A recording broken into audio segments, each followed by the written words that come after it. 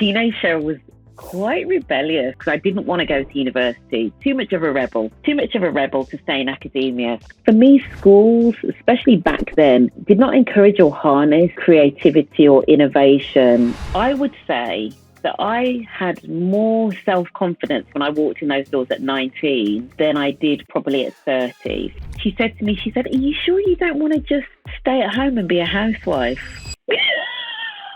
You know, within my first couple of years, I was told, for example, that I dressed too loudly. And I got to 40 and I just thought, I'm not taking this anymore. I just thought, I'm not taking it. Like, I know my stuff. It doesn't matter how good you are in your role. If you cannot build relationships with people and get people on your side, it's game over. Me and social media have got a strange relationship. Isn't that life, though? A lot of life is, there is a lot more middle ground and a lot more that we have in common. And unfortunately, when it comes to social media, sometimes we pick on that one little thing that we think is different, where that person didn't get us, so they didn't understand us, and then we're going to go for that person. That's what's wrong with it, you know? There are so many lessons. I'd probably say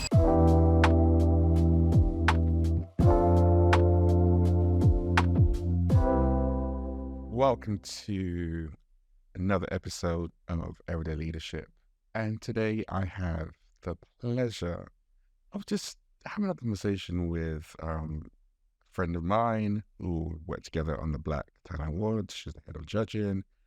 She has a long list of things that she does, from non-exec director to founder of Reboot Global Limited, her company, to author of Smashing Stereotypes, How to Get Ahead When You're the Only in the Room, to public speaker, board trustee, mentor, so much more. There's a lot to my wonderful guest, Sheryl Miller, today. And it is an absolute pleasure just to spend some time getting to know you a little bit better on the podcast. Welcome to Everyday Leadership. thank you for having me, Shoppe. Thank you so much. And I know, I think we've been trying to get this in the diary for a while, and I've been sort of like running away. I don't really like these conversations about myself. And, you know, for whatever reason, maybe we'll get into that today. Maybe Shoppe, you'll uncover it. But yeah, I do. And that list of things that you read out there, sometimes I feel as though I'm doing too much. And actually, this year is going to be the year of people will start to see me curate down the things that I'm doing. And we'll maybe get into the reasons why. But yeah. So if we could step into that then, doing too much, a long list of things that you have done in the past. When you go out and you do this talks and different bits and pieces, how do you like people to introduce you? What is the thing that you want people to know about Sheryl that's really important for you? I think there's something about I'm very, very passionate about helping people and organizations fulfill their true potential. So that's probably why the one or two things that have been consistent throughout, whether it be my corporate career and even pre my corporate career in terms of the things I wanted to do, helping individuals, so mentoring, coaching. Mentoring I've been doing for a very long time, whether it be mentoring startup businesses through Prince's Trust, or now mentoring people like in their careers or whatever. I've been doing that for a while. And then also always looking for how organizations can improve. Again, that is something that's been a constant since the day I got into corporate, probably much to the frustration of some of the managers that I've worked for in the past. So apologies if they're listening. But yeah, always this passion to like improve things. And so obviously in the work that I'm doing now, especially in the space of inclusion, diversity and equity, that is around, you know, helping organizations create environments where individuals can thrive. So it kind of brings the two together. And actually some people have been saying to me, you know, maybe this is your calling. Maybe this is what all of those years of corporate were all kind of like leading to. But that's definitely where my heart is at the moment. It's bringing those two together. So trying to get the best out of individuals and organizations, creating workplaces where people can do their best. Yeah. Scale back to before corporate, younger Sheryl, teenage Sheryl. What were you like then? I laugh because teenage Cheryl was quite rebellious, I would say, actually. I don't know whether people would be surprised at that. Yeah, quite rebellious, or some would say naughty almost, but it was more rebellious. It was rebellion against the status quo, always rebelling against the status quo, always questioning why. Which actually that started much younger. Like my aunts in particular. So raised, very big family. My mom was one of 10, right? But when I was very little, two things I was known for. The one was like smiling and laughing a lot, always laughing. But the second thing was always asking why. Why is it done? Why? But why? And that maybe then feeds into this, this hunger for things to be better, to be done better, to improve what's done. And so as a teenager, often rebelling against things that just, you know, things in school, for example, that to me seemed nonsensical or there didn't seem to be a point to it. Yeah, some people would say I was a little bit feisty, to be honest, if I was being honest. So yeah, I would say a little bit rebellious against authority, rebellious against the status quo. Yeah, Was some that? people might be surprised at that. I'm surprised at that. It's not, that was not what I was expecting for you. And I'm curious then, was that, I'm going to call it the rebellious nature or curious nature, was that nurtured or was that tried to be quelled and shut down a bit? Because when I think back, especially being a younger kid, like, she just get the statement, children were seen, not heard. Mm. But then you have that rebellious nature or the curious nature asking why. How was that nurtured or not nurtured coming up for you then? I would say that, and I think when you think about like the school system, school and then college, I would say generally within those environments, it was definitely quashed, really. People try to sort of like stifle it. That's probably why I was always in trouble. I make it sound as though I was really, really bad. I wasn't doing anything like, I wasn't burning any places down or anything like that. I was like not wanting to wear the uniform correctly and, just kind of always having that rebellious edge. But I would say, yes, for me, schools, especially back then, did not encourage that kind of, did not encourage or harness creativity or innovation or, wouldn't really delve into, well, why does this child behave in this way? What are their strengths, etc. The only exception is, and I'm a big believer in the power of teachers and educators to bring out the best. So I would say that was fortunate that in primary school had one particular teacher that, kind of tapped into my sort of like rebellious energy and sort of opened my mindset. And then probably the same in secondary school as well, actually. So I really got into business studies. Business studies was just becoming popular as a subject when I was in school. And so when it was time to, choose your GCSEs, chose business studies, and the teacher who she hadn't come through the traditional route. I can't remember what her background was, but I'm going to say it was maybe administration or something. So she was our business studies teacher, and a group of us entered a competition. Gosh, this really takes me back, but a few of us entered a competition to kind of almost like come up with a business idea, and we, went quite far in this competition. And it was teachers like that that kind of saw something, they saw something about you and they would pull that out. But my experience, unfortunately, of being in school and the school environment is that those teachers are often in the minority, and a lot of the teachers really are just trying to put you in that box. And if you step out of that box, you then become too difficult to manage, and then you're always in the head teacher's office to be put on report, which is where I unfortunately occasionally found myself. Yeah. Curious, we're thinking it because I think about you not wanting to be in a box, you wanted to push against the system, but then you went into chartered accountancy. Yeah. I'm a reformed accountant as well. So when I think about things you can go into which are very constrained, it's an interesting dynamic. Yeah. Yeah, and I think there was maybe a bit of a method to the madness, because here's the thing.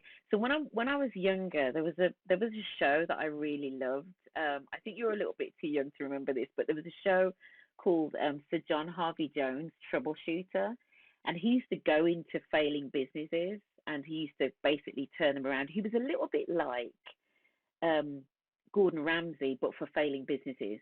So so he would go in. It's quite brutal. Often it was like family-run businesses, and he would go in, and I loved what he did. And I guess some of this was that going in and fixing things and improving things, and having that almost that vision, that peripheral vision, or being able to connect, sort of challenges and problems and solutions and all of that. And I sort of just saw, I kind of saw that I might be able to do that. So from a very young age, and we're talking like maybe 10, 11, I saw myself doing that in businesses and organizations. It's very, very strange when I think it back through. So then in terms of my route to chartered accountancy, so when I was 14, it's time for work experience at school. And I was quite fortunate that the school that I was in and the time that I was at school, this is something that the teachers would organise for you, work experience. You didn't rely on, your parents having connections and all of that sort of stuff, right? Because that really does, I think, hold people back if they're not from certain backgrounds and haven't got that social capital, right? But so I, sort of told my teachers what I was interested in, and somebody suggested a firm of accountants because I was good at maths. So, so academically, even though I was a rebel, I was still quite good. I kind of, had a bit of the smart. So I was good at maths. So somebody suggested that I go to a firm of accountants at 14, and I did, and it went pretty well, and I thought I can do this work, I can do this work. And then when it came time to, sort of choosing a career, and for me this was after A levels because I didn't want to go to university. Too much of a rebel to stay in academia. So I was like, no, I'm not going to university. So I started looking around for what I could do, and I found a few organisations that had, accountancy schemes where you could join after A levels, and EY was one of those. So EY at the time, probably because they were just post-recession and wanted to get trainees in for cheap, were taking on trainees after A level, and so that's why I went into it. But I think at the time some people were saying to me, oh, accountancy is a good career, and ultimately you can lead to you having your own practice or your own business and whatever. So I think there was one eye on that. There was almost this longer term vision that maybe was buried at the back of my mind in terms of actually this can open doors for you in this whole world of business, and that's why I ended up going into it. But your point around it's a very constrained environment, I think is quite true. I would argue that certainly at the time EY was perhaps slightly more down to earth than the other ones. I know at the time some of the other it was the big six when I first started. That's how old I am. In some of them, some of the partners, you had to call them Mr. Such and Such, right? Whereas EY was pretty down to earth. Partners would come out on the audit, they would roll their sleeves up and make the teas and coffees for even the most junior people in the team. So that was, a big part of my sort of professional grounding, being at EY. Yeah. And I think that's at that time then, you're in the EY system. Sounds like it's a great, very, very different environment when I think about what EY was now. Like when I went in there and I did some work in there, it was, you definitely not getting partners coming to make teas and coffees. You hardly ever saw them anyway. But maybe it's just my office. Maybe the Birmingham thing, right? Birmingham's quiet. Birmingham people are quite down to earth anyway, I feel. Yeah. What's it like you navigating that as Black women in the early 90s in that kind of environment? Was it hard? Was it easy? Did you have a lot of help and support around you, or were you just doing it by yourself? Do you know what's really interesting?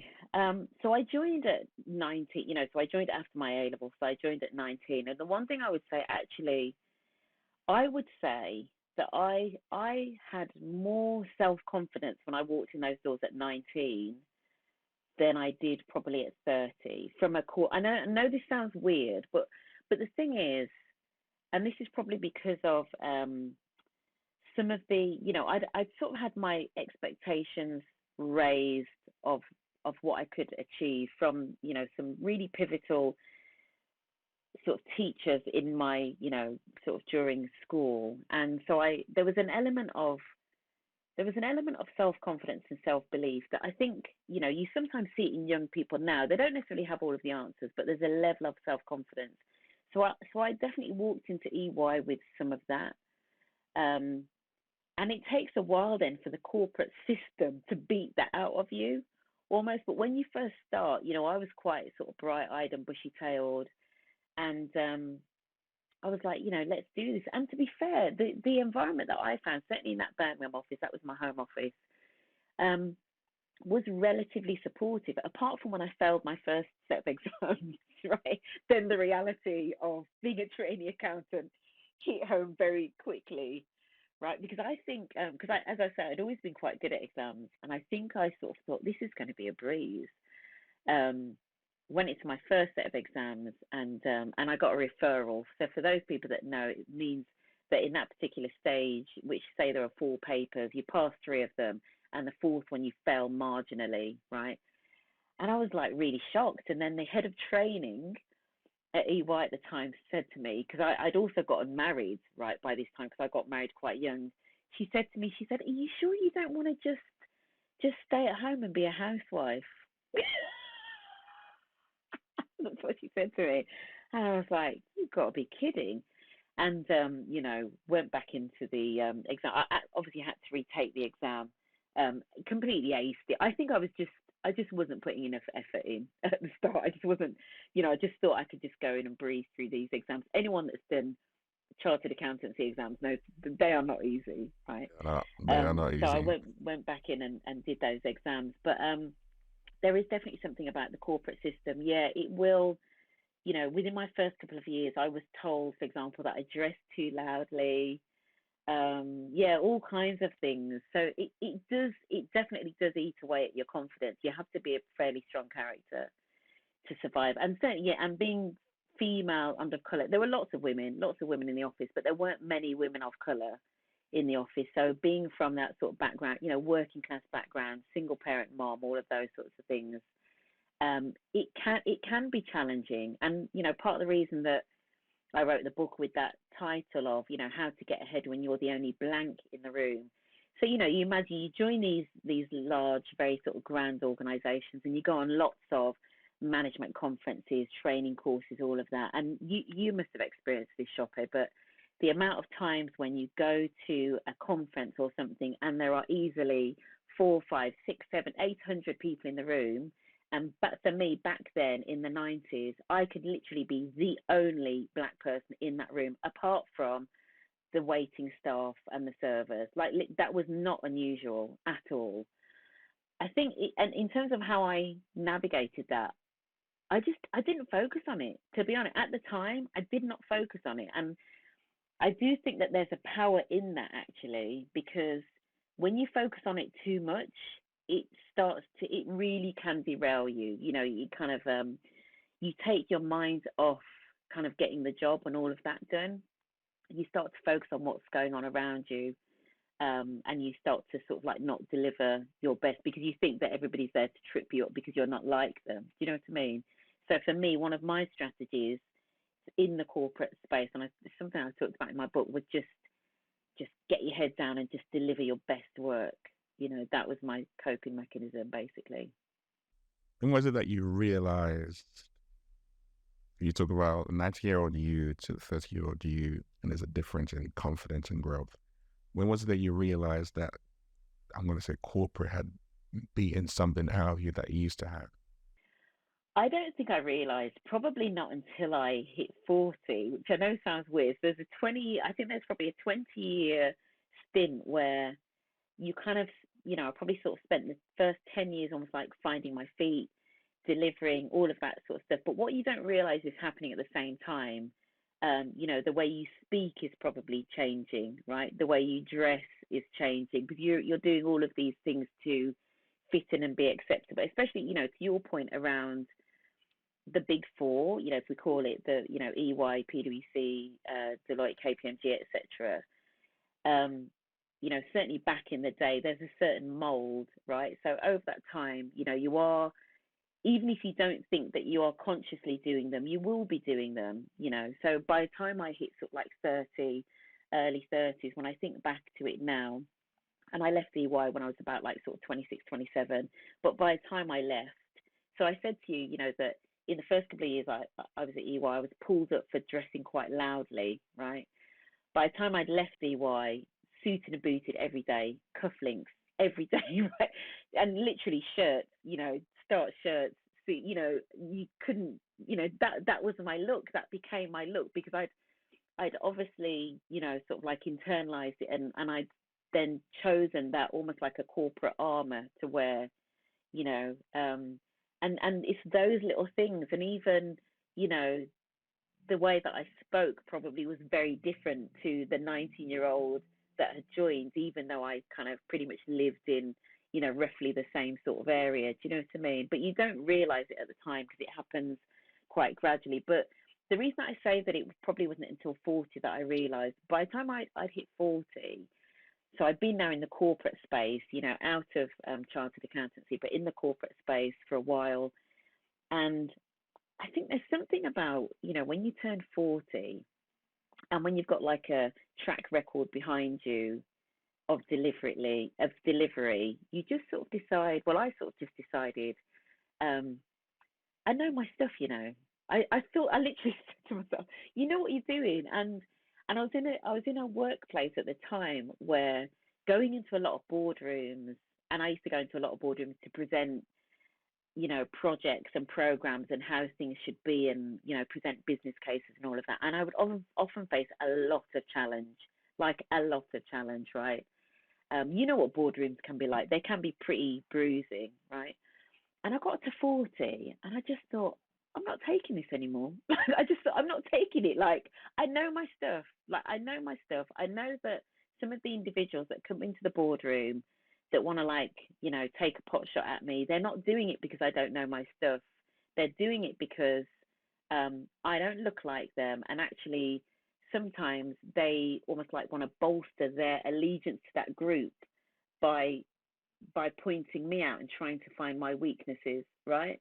Yeah, so it kind of that it just started to click. I think there was just a level of awareness, you know, being slightly older, I was able to just kind of stand back a little bit and, you know, and observe and realize what was happening. So yeah, there was a little bit more awareness, I think, and also I'd done a couple of roles that were quite pivotal in my career where I'd learned a lot more about how people operate in boardrooms, that really stood me in good stead. Yeah, I'm curious now. What yeah. role was it I that did. allowed you to really understand how people operate in those environments? Because I think that's something that a lot of people don't know about.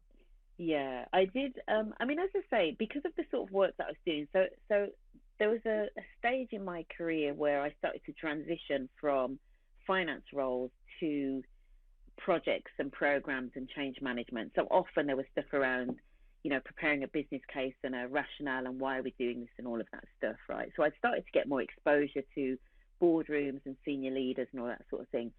But when I was around, what age was I? I must have been about 35, I want to say. I did a role. So these new roles came up where you were working directly for the CEO. So I'd been in this company for a few years, and these roles came up, and they were seen as like development opportunities. And I was working directly for the CEO. I won't say which company it is, but if people go through my LinkedIn, they'll probably figure it out. Working directly for the CEO on various things, you know, various strategic projects and all kinds of things. But what it meant was, and it was a, you know, a kind of 8,000 people organization. But what that meant was going into all of the boardroom board meetings, you know, seeing how things operate.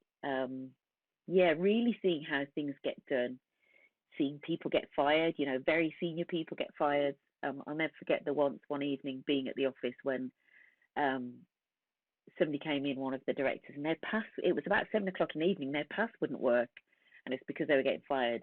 And you know, so just seeing how people navigate boardrooms at a very senior level taught me a lot. It really taught me a lot, and it's something that now when I'm now mentoring people in particular that are trying to get into boardrooms or trying to get those promotions, and they're really struggling to have influence. Um, those skills that I saw of how people navigate in boardrooms were just invaluable. Even in terms of the work that I did after that, supporting organisations and being able to influence and just understanding how things get done, just invaluable. Yeah. One of the biggest lessons I've definitely learned being in those environments is recognizing that these are people who are also as flawed and insecure as you are. And Absolutely. when you go in there with this, what I call this hero halo kind of complex, it reduces and diminishes your power. But when you can recognize that, no, these people don't have it figured out. They've got their own stuff, their own issues. And if I can step into my authenticity, then actually helps me be a lot more assured and a lot more affirmed in my communication kind of with them. I think that's one of the biggest lessons I learned. It Yeah. sounds like you gain a lot of that as well in that Yeah. environment. Absolutely. The humanity, because what you're talking about there is really just the humanity of everybody. It doesn't matter what level they're at, it doesn't matter how senior they are, they're still human. And those, one of the things I always say is you got to really think about those people that are sitting around the board table. What's their agenda? So if you're trying to influence them, what's their agenda? What concerns have they got? A lot of them just are trying to survive in the boardroom. Their peers have got the knives out for them, or they want to support people that are going to make them look good. There's all sorts of things, and it's the more you can understand the humanity. I think, like you were saying, the more you can understand the humanity of the people in the boardroom and connect with them on a human level, the better off you will be. Honestly, the amount of people that seem to think that the way to get on in corporate is to just get your head down and do your work and you'll get noticed. I can't, the amount of times I keep telling them, the reality is, and we've seen it, unfortunately, like in the news, and it doesn't matter how good you are at your role, particularly if you are from an ethnic minority background, it doesn't matter how good you are in your role. If you cannot build relationships with people and get people on your side, it's game over. It's game over. I'm sorry to say it, but that is the reality of it, because we're dealing with humans, right? These are human people, and they've got their own challenges and their own agendas, and you've got to be able to to create relationships. That said, I say the opposite when I'm working with organizations. So when I'm working with the organizations, I say to the leaders, you've got to make the effort to reach into your organization and make relationships with the people that will find it more difficult to connect with you, right? So it's slightly different advice depending on whether I'm talking to the organization or whether I'm talking to the individual. Yeah, I can agree with that because I think it's harder to do for some people as well to be able to connect. And I say as a leader, you build trust. And how you Yeah, build trust is by reaching across the aisle, as that's what we like yeah, to say, and actually start to yeah, connect with people. yeah, But then you spent what, 20 years roughly in corporate environments, several blue chip organizations, finance to consultancy to project management to yeah, so many different things that you were doing. And then you decide to go into entrepreneurship and like yeah, soup to nuts and all the different bits yeah, and pieces. It seems yeah. like it's a pivot. So big pivot. It sounds like from what you were doing previously. How come? Yeah, it was kind of always in the plan. Like it was always in the plan. So my journey out of corporate was, first of all, I became an interim.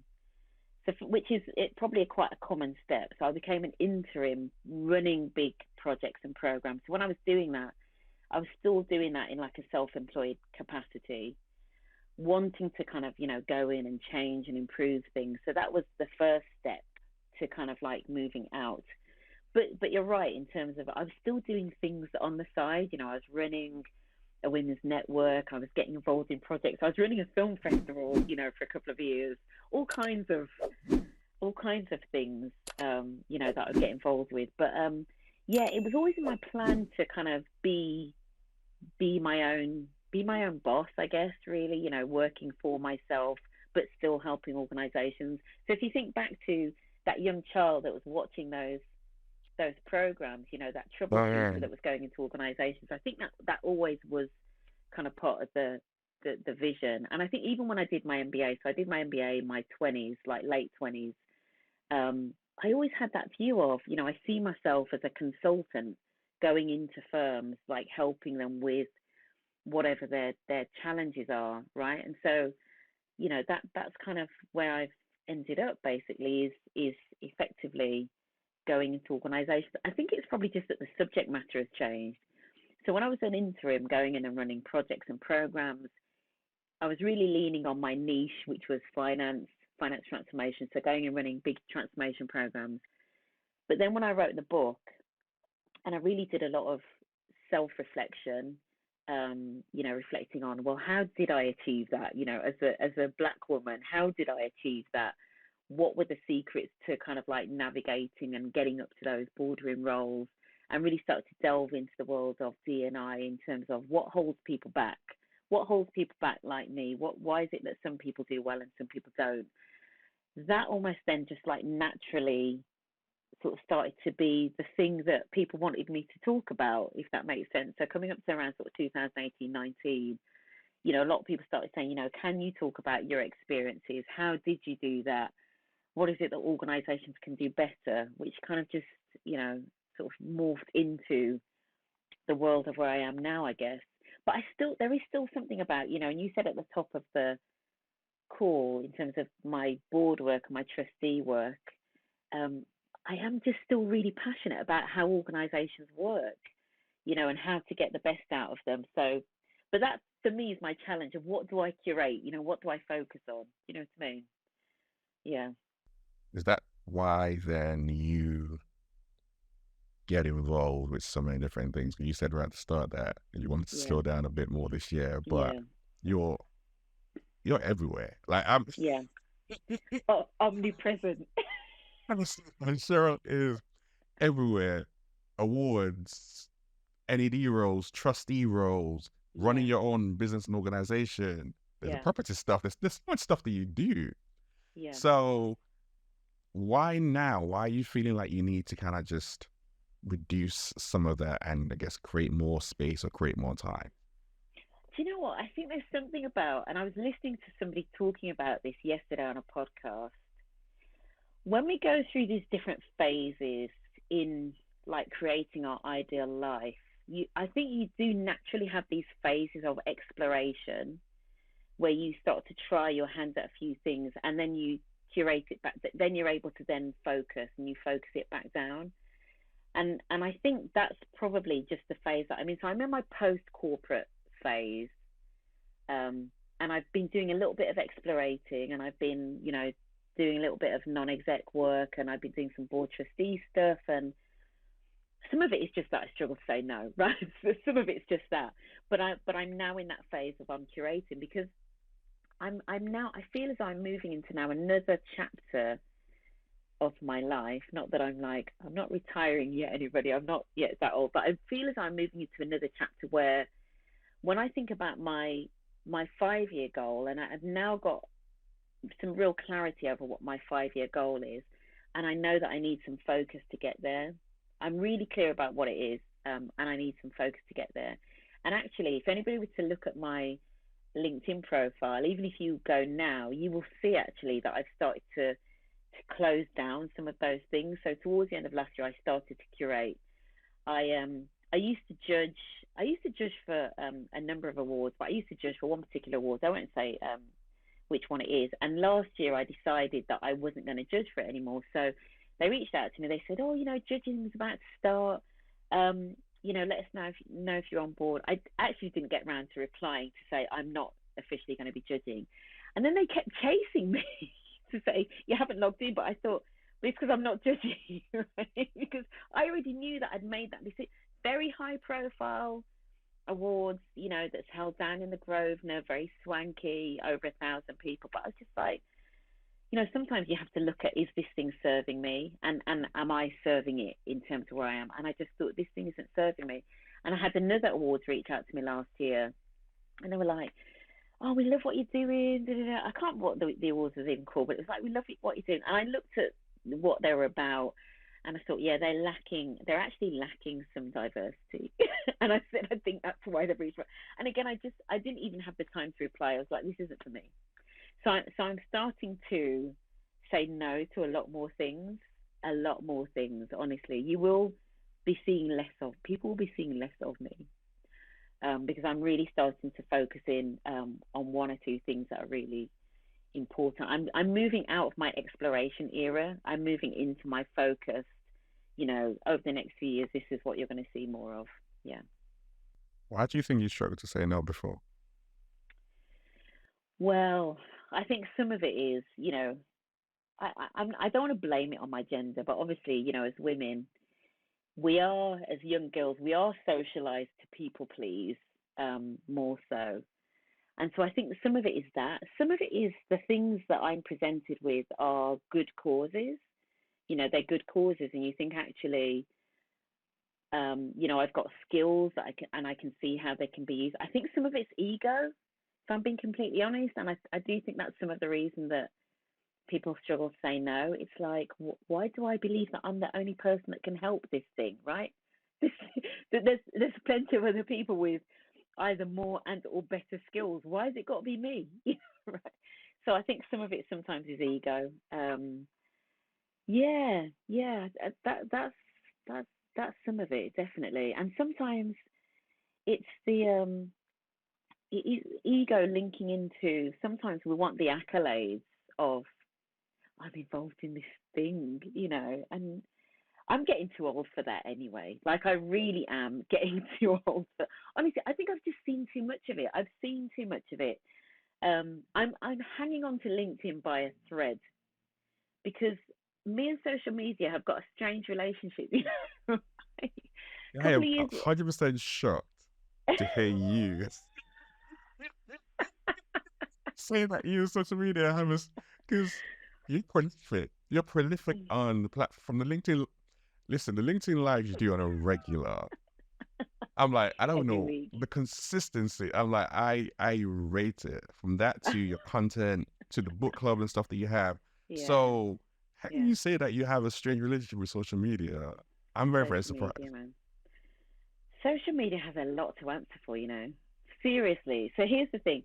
So a few years ago, I decided I was came off Facebook, too, too, too angry and too negative. And unfortunately, the social media algorithms, this, if I could change one thing about social media, it would be the way that the algorithms amplify negativity and disagreement. It's wrong and it's unhealthy. That's my biggest issue with social media. So a few years ago, I left Facebook, and then not last year, the year before, I when I say I left Instagram, you'll still see a profile there, and once in a blue moon, I might post a story of something maybe just touches me, and I feel like it's too personal for LinkedIn. I might post it as a story. But my last post on Instagram, I think, was in 2023. And you just won't see me there. And LinkedIn, the only reason I'm on LinkedIn is really more from a work and a business perspective. And some of that is, I think that, in the work that I do around like inclusion and diversity, I think that there is a need for more moderate voices.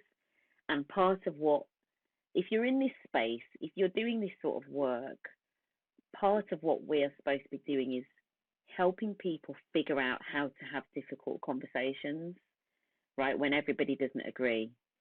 And I almost feel that I'm trying to bring that to LinkedIn. Part of the reason I like the LinkedIn lives and things like that is sometimes I feel that there isn't enough space for nuance and complexity. So when it's just posts and people are commenting and people are getting into arguments and all of that, there's not enough character sometimes in a post to do some of these topics justice. And that's why sometimes I'm like, I need to get somebody on and we need to have at least a half-hour conversation to go into this thing. And sometimes, I've had people sometimes comment on a LinkedIn live.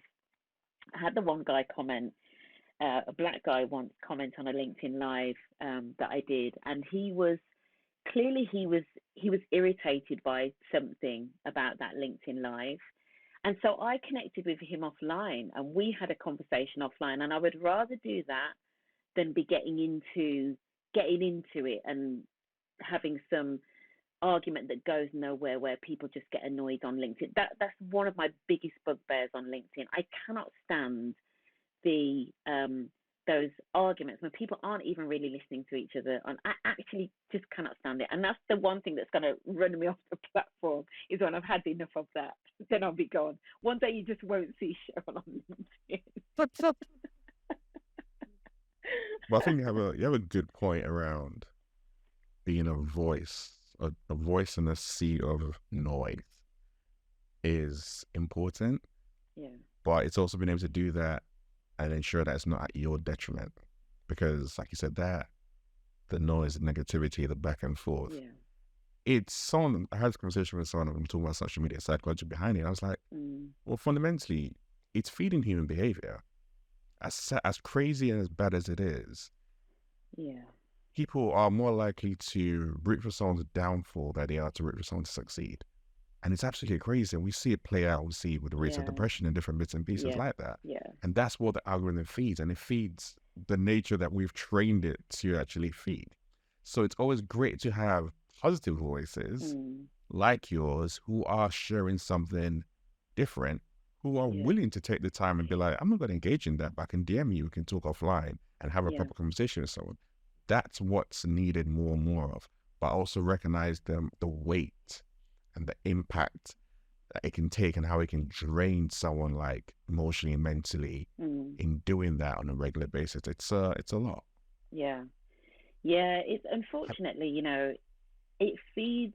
You're right in terms of it feeds human behavior. And it feeds the worst of human behavior, unfortunately, because we kind of get into like almost like survival mode. We're in survival mode when we're behind that keyboard, and that's why we don't like it when somebody argues with our perspective. I'm the same. If I post something and somebody comes for me because they disagree with it, my instant reaction is to get my heckles up. It's so human, right? But there's something in how we respond to that. So I did a post a few weeks ago, and it touched on something that's going on in the world right now, which is very topical, and it can lead to people being very sort of like polarized. And I touched on it, and somebody from the US commented on my post to correct my terminology. So I'd said something about maybe people who are Muslims, and she had corrected the terminology to say actually it should be maybe Arabs, or whatever the point was. But my first response almost was, I mean, you'll never see me flat out kind of go toe to toe. You just won't see that, right? You'll never see that happen. Because there's a way even to disagree with somebody on LinkedIn, even if you have a very different view, right? So my first response was kind of quite sort of glib and kind of almost like off the cuff, and kind of like, okay, thanks, cool, noted. And I thought that's not the right response. So I kind of had a word myself. And then I was more reflective and more respectful actually of her view. So I just really sort of softened my tone, kind of took it back, kind of parked the ego a little bit, put the chimp to the back, and responded to it. And then I also DM'd her, and we had an exchange, and she was like, I'm really sorry if it sounded like, but we just had a really positive exchange that came out of it. That was something that could have really easily descended and spiraled into, Okay. over something that was quite minor, because the reality was we were kind of both on the same side, if that makes sense, right? It's just that she just had a slightly different take on one thing. And isn't that life, though? A lot of life there is a lot more middle ground and a lot more that we have in common. And unfortunately, when it comes to social media, sometimes we pick on that one little thing that we think is different, where that person didn't get us, so they didn't understand us, and then we're going to go for that person. That's what's wrong with it, Yeah. I agree. It's I would say you can't. There's certain conversations. There are lots of conversations you just can't have on social media. For sure. However, you also don't necessarily have the platform, the spaces to be able to have them. So it's like a chicken and an egg. And I remember there's some of the work I'm doing in New York now. The person doing it with, we met about 4 years ago because she said something that could be viewed something that was racist, Hmm. and we called her out on it, and we had this offline amazing conversation, and we became really good Mm. friends. And we was laughing that we look back, like, look at how we actually met. If I had Yeah. just leaned into like, how dare you, da, da, da, da, it would Yeah. never have Yeah. happened. But we Yeah. had a very, very great conversation, kind of on bit to understand, and was a teach moment for her, for me. Because there's part of me is like, hey, there's other part of me is like, I can see what you're trying to say, but I don't think you said it right. Let me lean to my curiosity and find out, and then have a Yeah. conversation and lead to something else.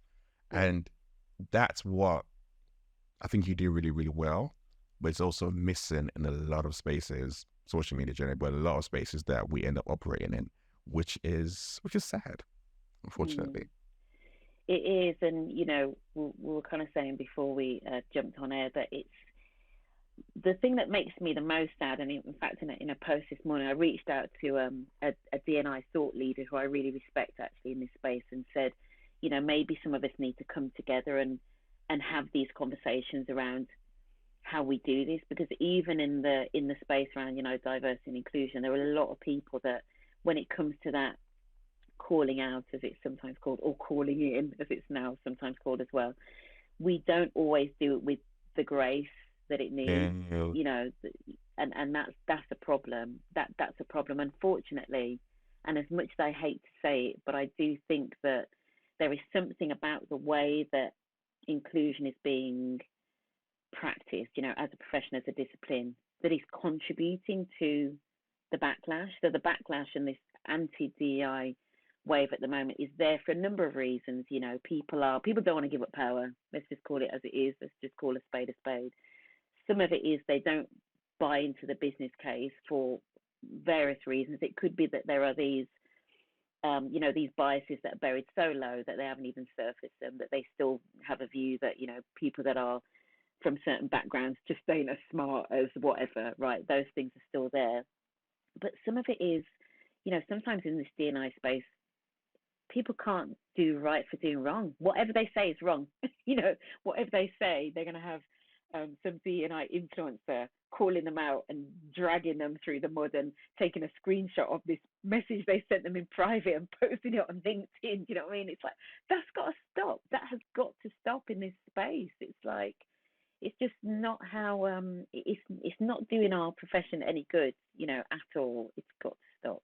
What keeps you going then with everything you're seeing, the backlash that's come that we knew was going to happen and has landed, especially in the last 18 months to 2 years, and with what we just described and just talked about right now, with calling out, calling in, that, and people not being able to actually feel safe in a space that should be actually safe and being open and Mm. inclusive and equitable, which is complete opposite of that in a lot of times. What keeps you going still? I think, do you know what? I think part of the problem, and I will say it's a problem, the genie is out of the bottle, if that makes sense. And what I mean by that is the expectations now of, especially our young people going into organizations, is that they will be treated fairly, that they will be treated fairly, that they will have access to opportunity. And also, um, unfortunately, people are now more aware of discrimination or non-inclusive behavior. So the genie's out the bottle, right? If you were to rewind 30 or 40 years, people were kind of just getting on with it. They knew that things weren't fair, etc., but they were just like, this is the way things are. We just get on with it. We live with it and we make do. Now, young people are like, I'm not going to make do. Like, I'm not going to make do. I expect organisations to live up to a certain standard. So that's why I say the genie's out of the bottle. The problem is out there and it's got to be dealt with. So just because Elon Musk says DEI must die, it's not gonna die because the genie's out of the bottle, and it's too big. So actually, as much as there is backlash, and obviously the backlash is very much being supported by individuals that weren't on the bus anyway. They're like, well, I told you that this was an issue, etc.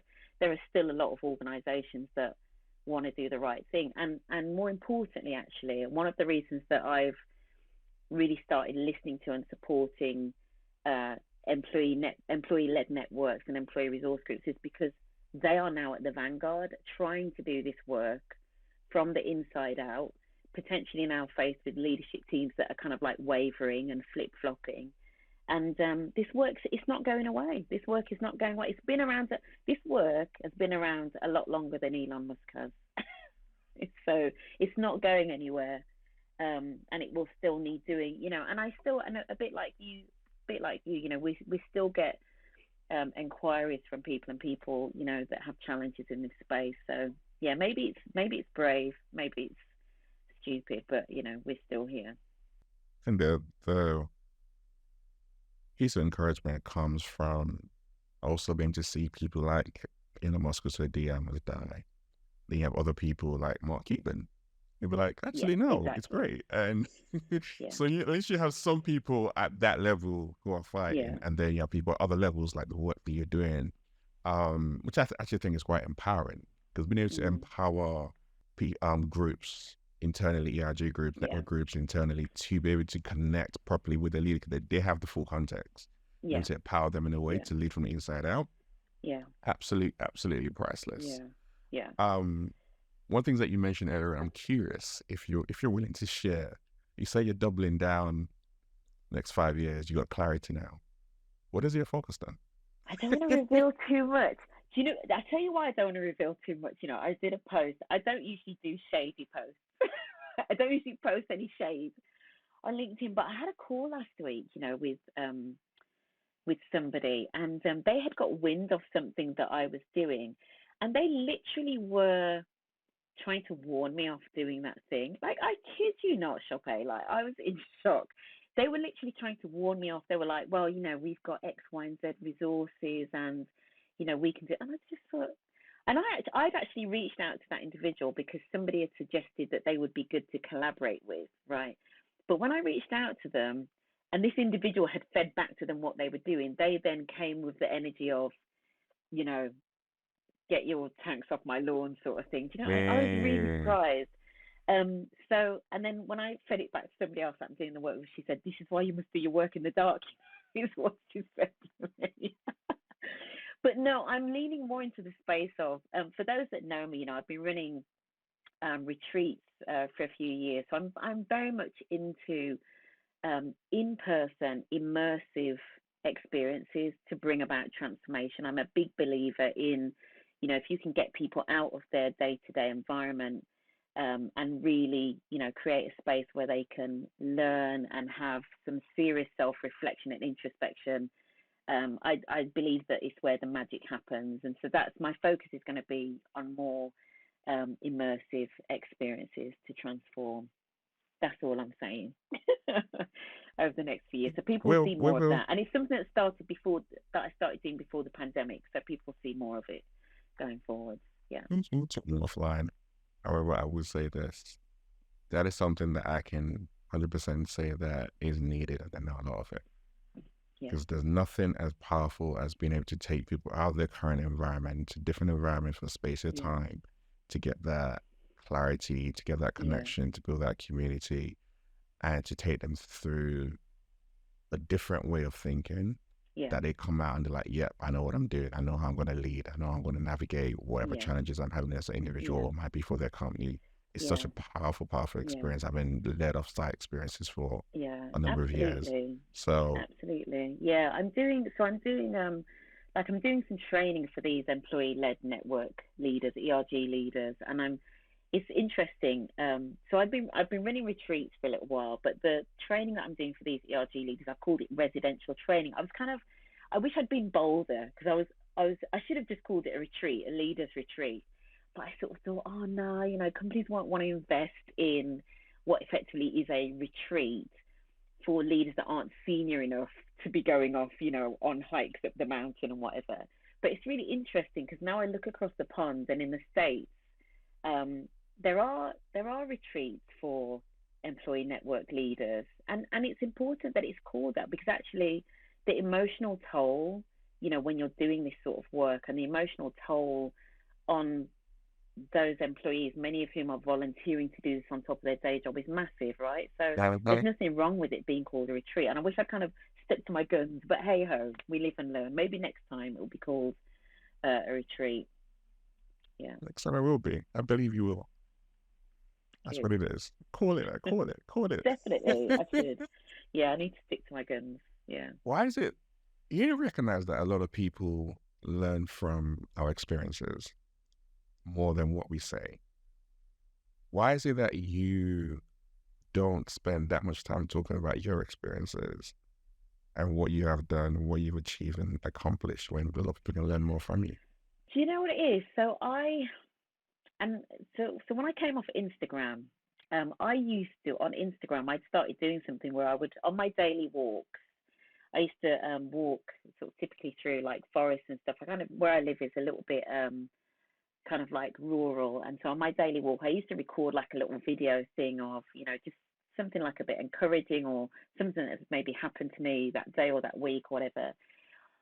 I I'm happy to share like about me and my experiences, but I'm conscious that sometimes it can be helpful, but sometimes not so helpful, if that makes sense. Because I think sometimes people look at you from the outside, and I think sometimes because they only see what I sometimes call the show reel, right? They just see, me on this podcast, and they look at my list of, corporate achievements or whatever.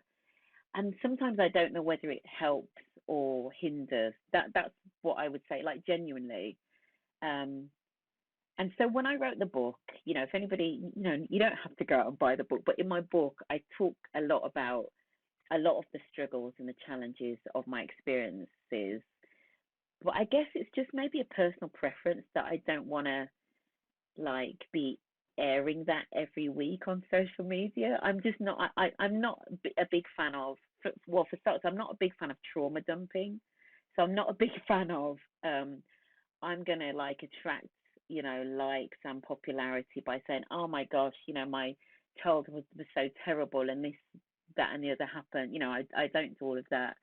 Um, and nor do I want to be that individual that is saying, "Oh yeah, I got through X, Y, Z, and you can do it too." But it's just not my style. It really just isn't my style. I'm happy to share those lessons from the small everyday moments, but not not kind of a big sort of life reveal thing. It's just not me. It's not me. But I did do it in the book. So if anybody wants to know more about kind of the inner workings of Sheryl, you can get it in the book. Fashion stereotypes not to get ahead when Smashing the only stereotypes. dash in the room. It's available on When you're the only Amazon, blank. uh, Amazon and other platforms available to you. Make sure to buy the book. Ignore her. Buy the book. So Yeah. that then, it, completely agree by the fact that not trauma dumping. How do people then, when people say that people connect with people rather Mm, than connecting with brands, people connect with people who are real, who are yeah. authentic. How do you then advise people who do want to connect with other people but don't necessarily want to lean into trauma dumping, don't necessarily want to be talking Yeah. about themselves on a regular basis?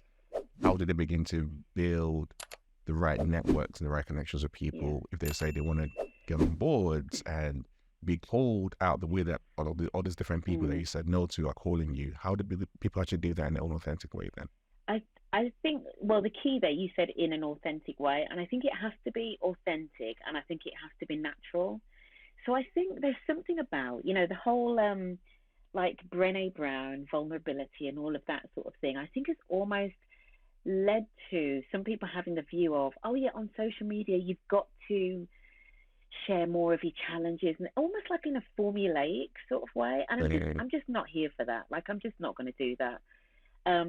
I will sometimes share if I'm feeling vulnerable. So I will talk about and I'm not going to share them now because I almost feel as though I've been like lulled into them. But I will. So say for example, if it's if there's stuff about say the Windrush, I might share about my grandparents coming from the Caribbean and my mom's upbringing and all of those sorts of things. Or if it's Mental Health Awareness Day, then I'll share about the fact that I've got lived experience of individuals in my family with mental health, and I'll share those things. So if I think that there is a moment where it's authentic and it's natural and it makes sense to do it for that reason, then I'll do it. But I'm not doing it just because you know people are seem more human when they share more of themselves. Because to me, that's inauthentic.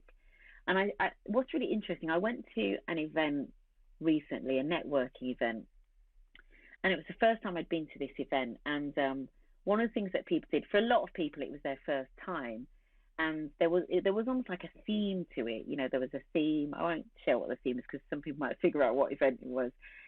But people were basically then sharing, a little bit on the theme, and also they were making like a want and an offer, after they'd spoken. And it was incredibly intense because people were sharing like they were at their therapist. Like, I'm not even kidding you, and not like session one of the therapist, like a therapist that they'd been at for years. And so I left the session with a headache for one because it was on Zoom, so that was even harder. But I just thought there is something about sometimes that desire to create connection and force it, right? And you can then end up with something that's actually quite inauthentic, and you're revealing so much of yourself to try to create this connection when it's actually not genuine, in the search for the connection. And so that's just not me. That really is just not me. Um, but I do share quite a lot of myself. For people that know me, if you know me and we've had those conversations, I can share quite a lot of myself. And actually, if you were probably to look at like a week or 2 weeks of posts, you will definitely see glimmers of me. You will definitely see glimmers of things that are going on, the ups, the downs, the challenges. But I don't do these big trauma dump posts. You'll never see that from me. Yeah. It's been what would you say has been one of the most pivotal lessons that you've learned, either in 20 plus years in corporate or running your own business and being a founder in multiple things for another, what, 15, 20 plus years on top of that? What's been one of the biggest lessons you've learned? Um, Gosh, there are so many lessons. I'd probably say, I mean, the learning to say no is a big one for me, and it's a lesson that I'm still learning, because I think there's learning to say no, but also learning what things you need to say yes to, and not closing yourself off to opportunity. Like saying yes to this podcast, right? Because in my mind I think I was saying no for a long time. Um, but I think for me, life. I was thinking about when I was thinking about this conversation. Life I think is a little bit like.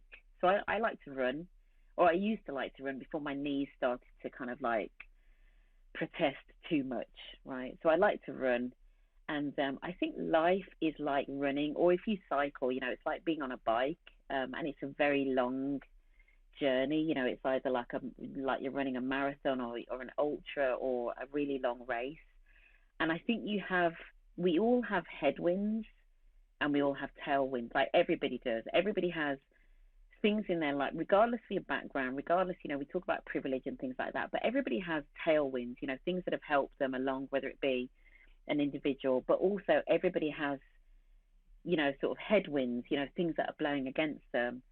Um, and for me, the one key thing is to just really keep focused on, on your own journey, and just cycling or running forwards, and just to kind of keep going.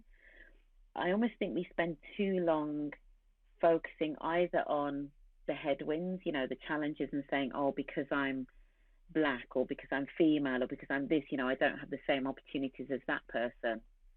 Everybody has the tailwinds and the headwinds. And I actually think just keep focusing on your own journey, and ultimately you'll get there. You'll be okay, and enjoying the journey. And that's what it's all about for me. That is what it's all about. I love that. I love that because it also gives you that ownership is back on you. Yeah. That yes, it's not going to be easy. Yes, you might have your Yeah. challenges, but actually fundamentally it's still down to Yeah. you, your mindset, mentality, and your approach. Oh, Absolutely, absolutely. And and part of the reason when I wrote the book, I think the mindset that I was in, I think because I was coming off the back of my corporate career, the first chapter in that book says the first chapter is called "Don't Focus on Discrimination," and it's because, and when I talk about the genie being out of the bottle, I think there is a danger that we've now created an environment where young people, particularly young people, from certain backgrounds, there might be LGBTQ plus, there might be, sort of like non-white background. We've become so hypersensitive now to discrimination that we almost let it stop us. We let it stop our progress. When the reality is they're just headwinds, right? They're just headwinds, regardless of what headwinds there are. You can still get on that bike or get out on that road and you can run or you can pedal, right? We cannot allow those headwinds, whatever they are, to get in our way. And I just can't stress that enough. We've got to take more individual agency and responsibility for our own success. We can't blame, our success or our failures on other people. what do you define leadership?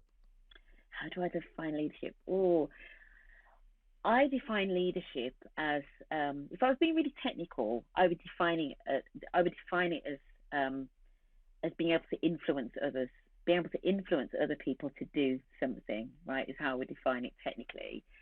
In terms of what I've seen good leadership look like, oh, I've had the privilege to work with some amazing leaders, like genuinely some amazing leaders. It's the one thing we didn't talk about actually, but in my corporate career, I have worked for some amazing leaders, for people who recognized that they didn't know everything, that they weren't the smartest people in the room. So when it came to, for example, to board meetings and presentations, they would be actively listening because they would genuinely feel, this individual that we've brought in to present to us, even if they're two levels below in the organization, they are the experts in this thing, right? So leaders that acknowledge that they don't know everything, I think is almost everything really. Um, Leaders who have a real healthy and respectful curiosity, I think is key, absolutely key, because I think that leads to connecting genuinely and authentically with other people in a way that it's hard to describe. So some of the best leaders that I've seen, like just genuinely, and respectfully curious of other people and what other people have been through. Yeah, yeah. I've worked for some amazing leaders in the corporate space. That's probably why I lasted this long in corporate, right? Because I consider myself very fortunate. I've worked for some shocking bosses. Don't get me wrong. I've worked for some terrible people, but I've worked for some really good ones as well. I would say it's always a blessing to be able to have examples of both. So you know Yeah, what good looks like, and you know yeah, what bad looks like, and you have yeah, a reference that you can actually lean into. yeah, So that's yeah, that's been really good. yeah, yeah. And also, there's something about the one thing I'd add actually, because I had the one boss who, at one point, I would have said he was the worst leader I'd ever worked for. Um, but actually, we got to the point we had to have a very difficult conversation, and it took a lot for me to say we don't work well together, like our styles don't work. Like he'd asked me to stay on and do some projects and I was like, I don't know if I can work with you because our styles just don't work. And we had a really frank conversation about our working styles. We ended up being really good friends. And so there's something about, I think leadership also takes followership as well. And particularly when you get to a certain level in your career, if you've got the toolkit and you've got the bravery to have those conversations, with your leaders, with your managers about what does and doesn't work for you. Something that we can do as well, again, about taking responsibility for your ride, through for your journey through work and through life. I guess my last question to you there will be: is that young, curious, rebellious Cheryl back in full effect now?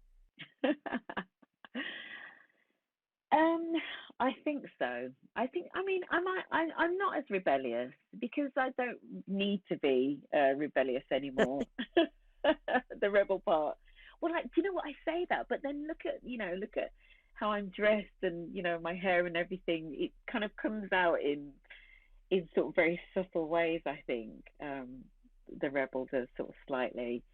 Um, I'm definitely full effect in terms of, I'm always 200%. Like, I'm always going at 200%.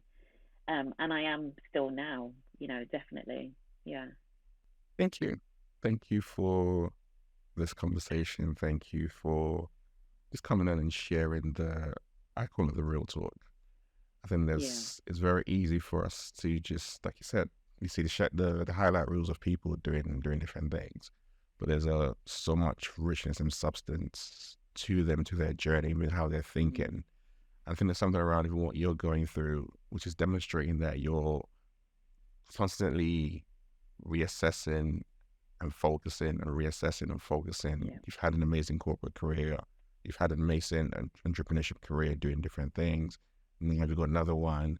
And everything that you're doing is just like intentionality is there. The focus is there. Now I know what it is. There might be some seasons of experimenting. Yeah. But it's getting people recognize that life is not linear. Life goes through the cyclical spaces and places. And that's perfectly okay. And that's how you live Yeah. life to the fullest. You don't have to just do one thing or stay stuck in one thing. And you're the Exactly. definition of, you showcased a great example of what that looks like. And even though we didn't touch on it, like you briefly mentioned, even in an interview, like you got married at 19, so you've been able to still have a personal life, raise a family, and do everything that you're doing. So it is possible. And Yeah. I love that as a great example. And you already never told you already, you're a great role model as well. So thank you very much for Oh, today in this thank interview. you. Thank you so much. Yeah, and I'm not perfect by any stretch. But yeah, it is possible. It is possible. You just have to. It definitely takes that focus. Explore, have that exploration, have that creativity. But at some point, you've got to kind of focus in on the thing. But no, thank you, Shoppe, for this conversation. This is Everyday Leadership. We'll see you all next week.